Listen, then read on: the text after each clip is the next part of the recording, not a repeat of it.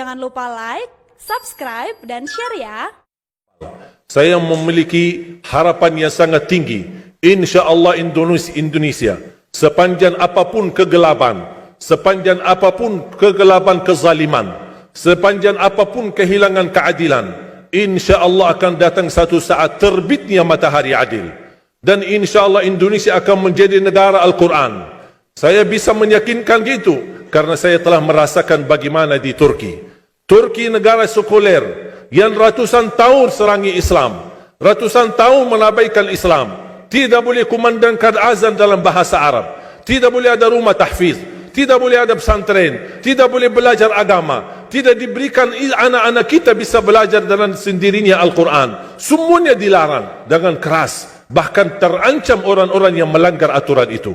Allah subhanahu wa ta'ala melahirkan seorang presiden yang bisa membaca Al-Quran. Coba buka di YouTube bacaan Erdogan bagaimana. Itu dilahirkan dari negara sekuler. Saya bisa meyakinkan InsyaAllah 1 juta menghafal Al-Quran. Dan bapa ibu mudah-mudahan masih punya umur akan mendengar pengumuman besar. Imam besar salat Idul Fitri dan Idul Adha sekaligus khatib adalah Presiden Republik Indonesia menghafal Al-Quran. Itu yang saya yakini. Dan saya tidak pernah merasa lelah. Dan saya selalu berkata sama istri, kalau saya mati itu pun karena saya bersama Al-Quran. Wallahi jamaah sekalian, yang bersama Al-Quran tidak akan merugi. Berkah rizkinya, berkah umurnya, terjamin kebahagiaan. Allah subhanahu wa ta'ala hanya minta satu, berkenan bersama Al-Quran di dunia. Apa yang kita dapat? Apa yang akan dibalas? Akan Al-Quran temani kita di dunia, akan temani kita saat sakratul maut, akan temani kita di kuburan membela kita, akan menemani kita saat kita dibangkit oleh Allah, akan menemani kita saat hisab, akan menemani kita saat berjalan di atas sirat yang sangat tipis dan panjang, bahkan tajam jalanannya. Begitu sampai ke surga, apakah Al-Quran melepas? Tidak akan melepas. Al-Quran masih berkenan, padahal kita hanya cuma sekali berteman sama Al-Quran di dunia.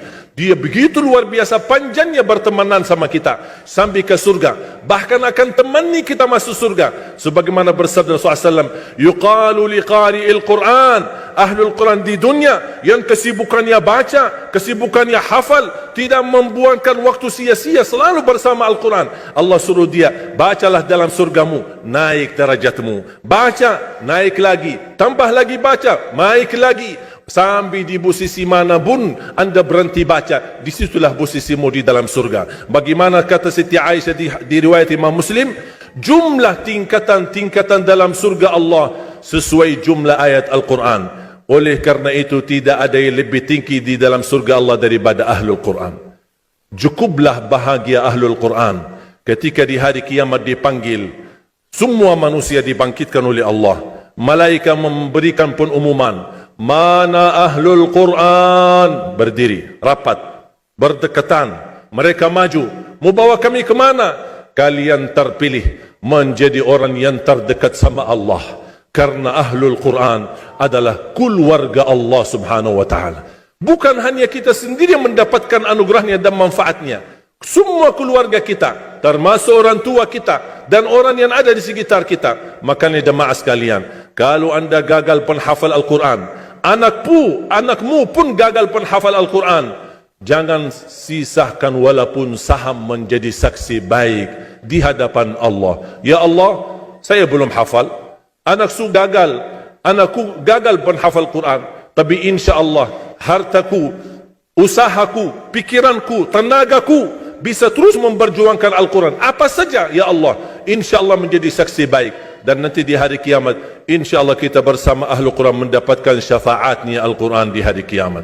Kita sangat membutuhkan ayat-ayat yang dikumandangkan ketika meninggal dunia. InsyaAllah setiap satu huruf akan disalurkan 10 kebaikan. Mudah-mudahan semua yang hadir diberikan kemuliaan dan keanugerah dari Allah menjadi Ahlul Quran, penghafal Al-Quran, penghayati Al-Quran, para pencinta Al-Quran, berakhlak-akhlakul Quran. Ya Allah, aku mohon atas izinmu ya Allah, kami bersama-sama bertemu di masjid ini. Berilah kepada kami kemuliaan bersama-sama bersama Ahlul Quran, di dalam surgamu ya Allah, ya Dzal Jalal wal Ikram, ya Arhamar Rahimin, ya Arhamar Rahimin. Anugerahlah kepada kami anak dan keturunan penghafal Al-Quran, anak dan cucu penghafal Al-Quran, yang mampu menjaga nama baik keluarga kami, yang mampu membanggakan kami di hadapan-Mu hari kiamat, yang mampu menhadiahkan mahkota untuk kedua orang tua kami.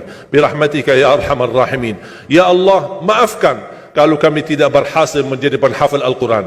Tapi ya Allah, kami kurbankan nyawa kami, harta kami, usia kami, tenaga kami, pemikiran kami, ilmu kami untuk Al-Quran, agar Indonesia ke depan menjadi negara Al-Quran, agar Indonesia menjadi contoh terbaik untuk mata dunia, agar bisa kita melahirkan. Karena saya meyakinkan ya Allah, dan kami semua meyakinkan, terjamin masa depan Indonesia baldatun tayyibatun wa rabbun ghafur kalau selalu bersama Al-Quran. اغفر لنا ولوالدينا ولجميع المسلمين والمسلمات والمؤمنين والمؤمنات الأحياء منهم والأموات. ربنا آتنا في الدنيا حسنة وفي الآخرة حسنة وقنا عذاب النار. وصلى الله على سيدنا ونبينا محمد وعلى آله وصحبه وبارك وسلم والحمد لله رب العالمين.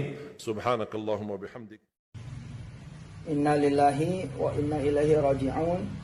Kita semua berduka, Indonesia berduka. Syekh Ali berpulang ke rahmatullah jam 8.30 pagi tadi di Rumah Sakit RC Jakarta. Insya Allah beliau syahid. Kurang lebih 16-17 hari ya di ventilator, dan semalam dikabarin oleh Ustaz Iskandar dan dokter bahwa Syekh Ali kritis. Saya juga sebar permohonan doa kepada ustaz, para ustazah, para kiai, para alim ulama, ke agim, ke teman-teman gus-gus Nusantara, pimpinan-pimpinan pondok se-Indonesia. Ini Syekh Ali kritis, tolong didoain, udah mau dipasang alat jantung dan lain sebagainya. Kita kehilangan Ahlul Quran, kita kehilangan pejuang Quran, kita kehilangan orang dai yang ikhlas, meninggalkan negaranya untuk Indonesia, mau pindah warga negaraan untuk dakwah di Indonesia. Inna lillahi wa inna ilaihi raji'un. Mudah-mudahan Syekh Ali, insyaallah Syekh Ali husnul khatimah. Mohon disolatkan gaib di masjid-masjid, di musola-musola, pesantren-pesantren yang masih ada, kemudian guru-guru dan santri yang belum libur, yang masih bertugas. Saya terus koordinasi insya Allah dengan keluarganya dan Syekh Muhammad terutama, dan Ustaz Iskandar,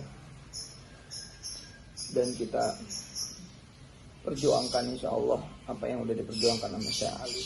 Minta doanya, Allahumma gfir lahu warhamhu wa'afi wa'fu an wa akrim nuzalahu wabdil daran khairan min dari wa ahlan khairan min ahli. Allahumma wasi' qabrahu waj'al qabrahu radatan min riyadil jannah wa la taj'al qabrahu hufratan min hufarin niran. Al-Fatihah. A'udzubillahi minasyaitonir rajim. Bismillahirrahmanirrahim. Alhamdulillahi rabbil alamin arrahmanir rahim maliki yaumiddin iyyaka na'budu wa iyyaka nasta'in.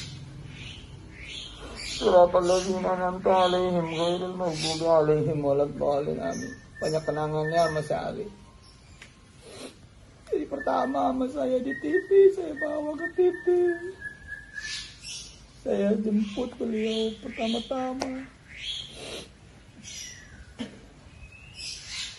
Saya bawa ke TPI zaman dulu, ke MNC, saya kenali nama Indonesia. Ini loh orang Arab yang cinta Indonesia, ini orang alim yang cinta sama Indonesia, ini Ahlul Quran yang cinta sama Indonesia.